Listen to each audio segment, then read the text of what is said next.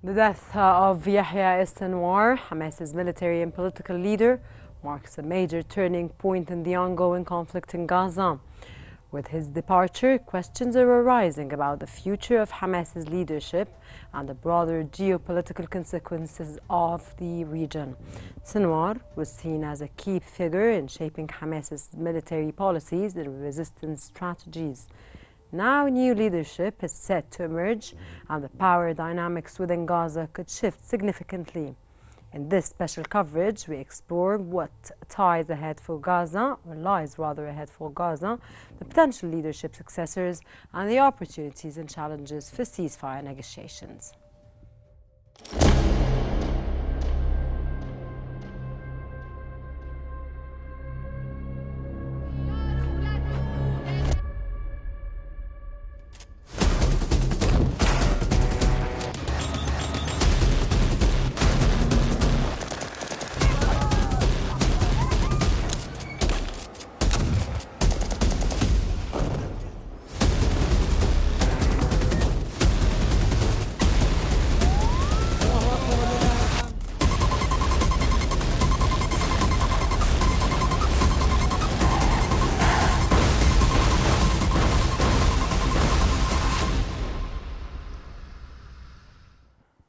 Israeli Prime Minister Benjamin Netanyahu has suggested that an end to the war in Gaza could be within reach, following Israel's confirmation of the assassination of Hamas leader Yahya Sinwar.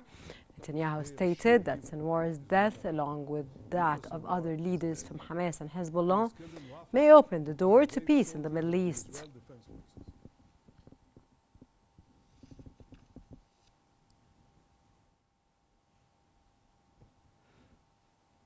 Israeli police have detailed the process of identifying the body of Hamas leader Yahya Sinwar, assassinated by Israeli occupation forces in the Gaza Strip.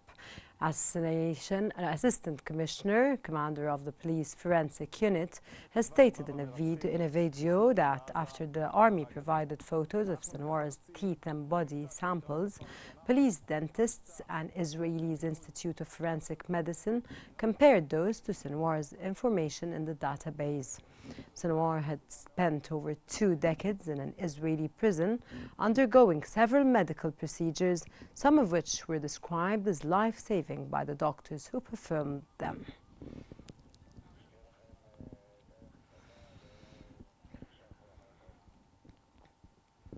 US President Joe Biden has stated that it is time to move forward following the death of Hamas leader Yahya Sinwar in Gaza. Biden mentioned that he congratulated the Israeli Prime Minister Benjamin Netanyahu on Sinwar's killing, adding that the war should now end and that the detainees held in Gaza should be returned home.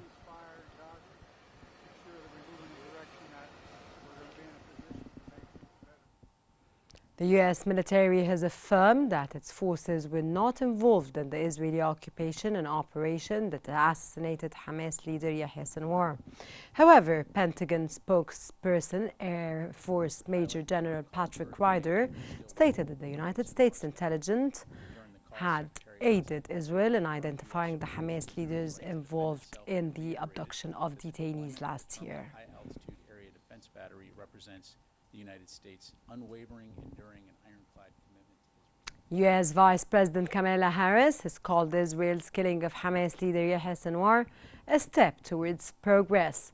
Speaking in Wisconsin, Harris stated, "Justice has been served," and emphasized that this moment offers the United States an opportunity to finally end the war in Gaza.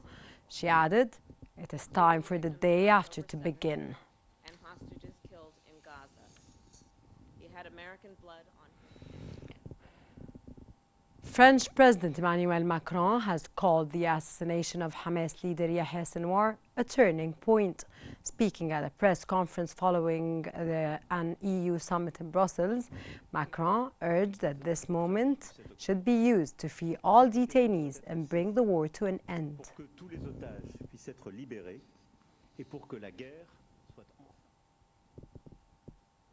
China has joined the global call for peace in Gaza, emphasizing the urgent need for a ceasefire following Israel's assassination of Hamas leader Yahya Sinwar. During a news conference, ministry spokesperson stated that China's top priority is to fully implement relevant UN Security Council resolutions, achieve an immediate ceasefire, protect civilians, ensure humanitarian assistance, and prevent further escalation of conflicts.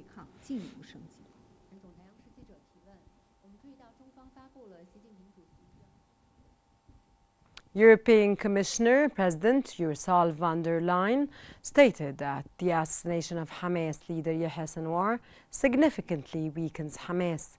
After attending a summit with EU leaders in Brussels, von der Leyen noted that the round-table discussions focused on conditions for a durable peace leading to a two-state solution. She emphasized that lasting peace can only be achieved with a stable, strong and reformed Palestinian Authority. And let me stress in particular one very important point. State Department spokesperson Matthew Miller has announced that the United States intends to advocate for a ceasefire and the release of detainees following the assassination of Hamas leader Yahya Sinwar. During a press briefing, Miller remarked that with Sinwar no longer in equation, Washington sees a potential opportunity to end the conflict. He reiterated Israel's right to confront Hamas and exert pressure for the release of detainees, while stressing the importance of pursuing a political solution in Gaza. As you know, we've been trying to achieve a ceasefire that returns the hostages home, alleviates the suffering of the Palestinian people, and ends the war for many months now. And the chief obstacle to reaching that ceasefire. The assassination of Hamas leader Yahya Sinwar by Israeli forces on October 16, 2024 marks a pivotal moment in the Gaza conflict. Israeli Prime Minister Netanyahu called it a significant blow to Hamas, while US President Joe Biden viewed it as an opportunity for peace talks and a release of detainees. However, Gaza's humanitarian crisis worsens with over 42,000 casualties. As Hamas faces leadership uncertainty, the future of the region remains unclear whether this will lead to peace or deepen the cycle of violence. Marking a key moment in the Middle East conflict, the assassination of Hamas leader Yahya Sinwar by Israeli occupation forces signals a significant escalation. Opportunity for a ceasefire, while Iran and Hezbollah remain defiant. Sinwar's death at 62 is seen as pivotal in the ongoing war that began on October 7, 2023. Western countries, including the United States, suggest this event could open the door for peace talks, as Sinwar was considered the mastermind behind the attacks. Israeli Prime Minister Benjamin Netanyahu declared this is the start of the day after Hamas, but stressed that the war could continue until detainees are freed. Israeli Prime Minister Benjamin Netanyahu declared this is the start of the day after Hamas, but stressed that the war would continue until detainees are freed. US President Joe Biden, in a phone call with Netanyahu, congratulated him, calling Sinwar's death a good day for Israel, the United States, and the world. State Department spokesperson Matthew Miller referred to Sinwar as the chief obstacle to ending the conflict. Meanwhile, Israeli occupation forces have heightened military readiness along the northern border with Lebanon, concerned about potential retaliation from Hezbollah. As global observers monitor the situation, fears of a prolonged conflict with wide-reaching consequences for the Middle East grow.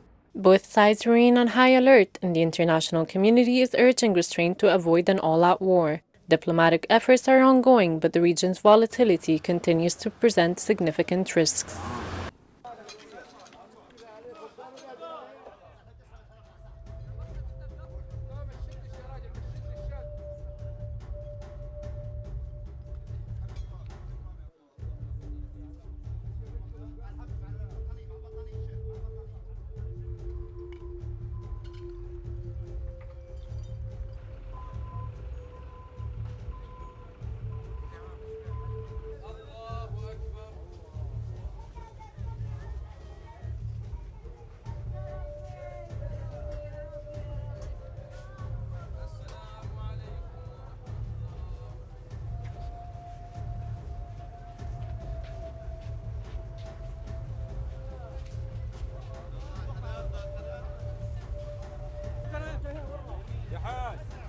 استنى قول له استنى ابويا.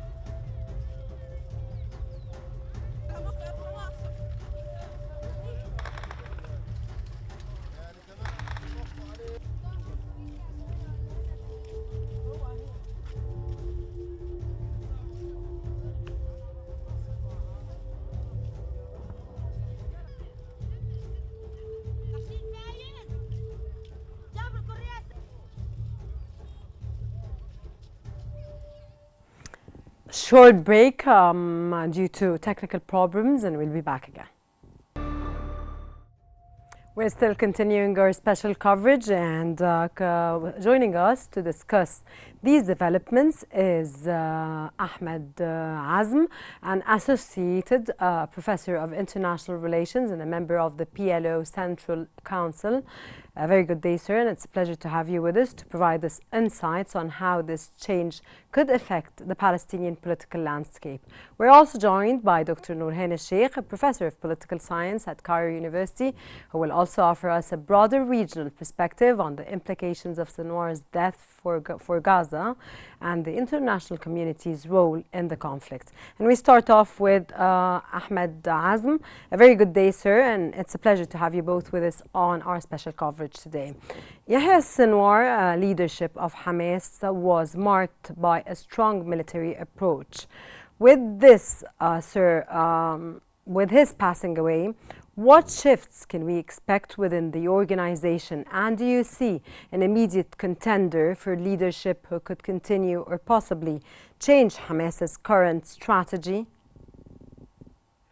Thank you. Thank you for having me first. Actually, looking at the Israeli style of negotiations, you can see that as much as the Israeli military managed to gain success on the ground, the more they have ambitious goals. The problem that the removing of Sinwar or any other body, this doesn't affect really the Israeli style of conduct. Looking, Hamas actually approved, at least from last July, they approved a ceasefire. Now Israel is refusing any proposal for any ceasefire. So the problem. Okay, sir. Sorry to interrupt you, but do you, from your own perspective and your take, do you see that the assassination of Sinwar further complicates the ceasefire efforts, or are we closer now to ceasefire and detainees exchange deal, or the opposite at this point? Unfortunately, the opposite. The negotiations for the ceasefire has stopped weeks ago.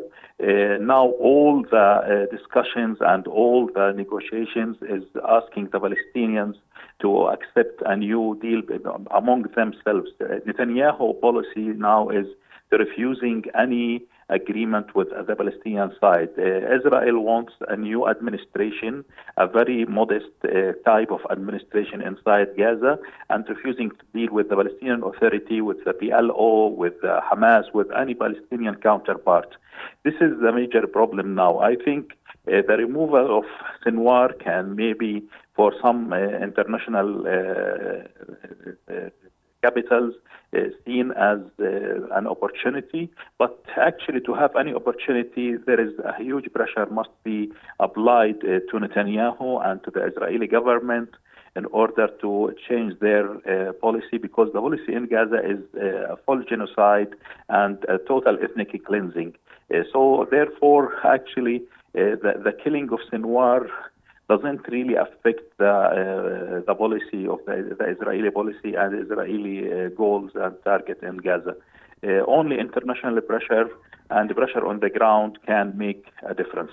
Sir, this is your perspective with regards to Israel. If we ask you the question in another way or another means, will Hamas be able to carry on its resistance to the Israeli aggression, given the current developments, of course, the assassination of Sinwar at this point?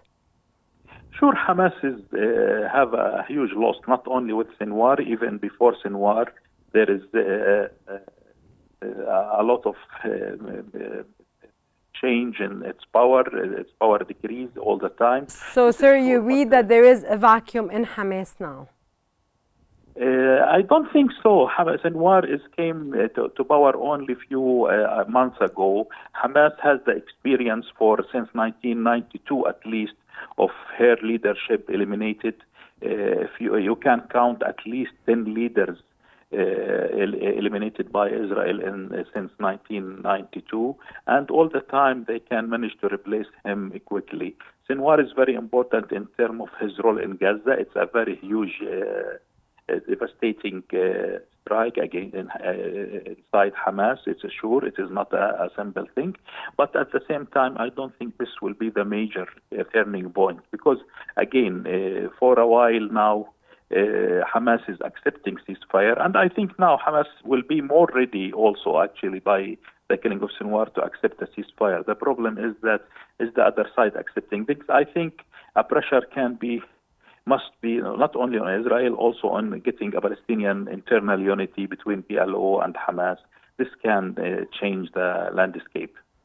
And we move on to Dr. Nourhan al-Sheikh. A very good day, Dr. Nourhan, and it's a pleasure to have you with us on our special coverage. And I'd like to ask you, the international community, especially regional actors, have long played a role in mediating between Israel and Gaza. Do you believe the death of Sinwar presents an opportunity for renewed diplomatic efforts? And what could Egypt's role be in this transitional phase? Yes, Sinwar is killed is very important event, but it wouldn't change what exists concerning negotiation. Today and yesterday, Khalil al-Hayya confirmed the same conditions and the same termination for a ceasefire with Israel. And he confirmed that Hamas would continue its fights against Israel until the total Israeli withdrew from Gaza. So we still at the same point with no change. Yes, Egypt is doing a lot for pushing forward the negotiation, but the problem that negotiation depends on the two parties. Up to the date, there is no any sign of a change from the Israeli side, and even after Sinwar death, there is no also a sign that Hamas would change its position. And he also confirmed that the Israeli prisoners, would be under Hamas control until the total withdrawal from Gaza. So we still at zero square, as we said. There is no actual change. And Egypt, yes, is doing a lot and still will make a lot of efforts for that. But finally, it depends upon the two sides. Okay, given Sinwar's hardline stance, Dr. Nourhan, which was a significant obstacle in ceasefire negotiations, do you think Israel will take this moment to push for more diplomatic initiatives? And how do you think Netanyahu's government will balance this opportunity with international pressure? I think that Israeli government and Netanyahu will go ahead in its operations. There is no any sign that he would change his or the government plans in that. Sinwar is just individual. Yes, he's a leader, etc. But a movement like Hamas is not depend only on Sinwar. You know that Hamas has two heads, if we can call it, the political bureau and the military council of Al-Qassam brigade. Okay, Dr. Norhan, because before I wrap up this episode, I have to wrap it up as soon as possible. I'd like to ask Dr. Ahmed, the Biden-Harris administration claims that it has exerted great effort to bring about a ceasefire and an exchange deal. Yet they were festively welcoming the assassination of Sinwar, the leader of Hamas. Doesn't this bring into question the integrity of the United States as mediator or a self-proclaimed peacemaker, from your own perspective, sir, in 10 seconds? Yes, sure, but Netanyahu's policy and his discourse to his people actually that he can manipulate the United States of America. Until when will we continue manipulating, sir? Yes, they are. I think he will continue with this. He's using now the American elections, the presidential elections, to get more blackmail, more this administration, and to continue his policy. I think maybe we will see a ceasefire in South Lebanon, but I don't think we will have any official agreement in Gaza Strip. Netanyahu, by the way, never had an official agreement with True, sir. Hamas. Sir, on this note, I have to wrap up this episode, unfortunately, because we have no time. Thank you, both our esteemed guests, for your invaluable, of course, sights on this critical issue and for your informative knowledge. The death of Yahya Sinwar undoubtedly presents both challenges and opportunities for the future of Gaza, and it remains to be seen how both Hamas and the international community will respond in the coming weeks. Stay tuned for more updates on this rapidly evolving situation. This brings us to the end of our coverage bulletin. Remember to stay updated by following Q News on YouTube, Facebook, X, Instagram and TikTok at QNews EG for the latest developments. Thank you very much for watching.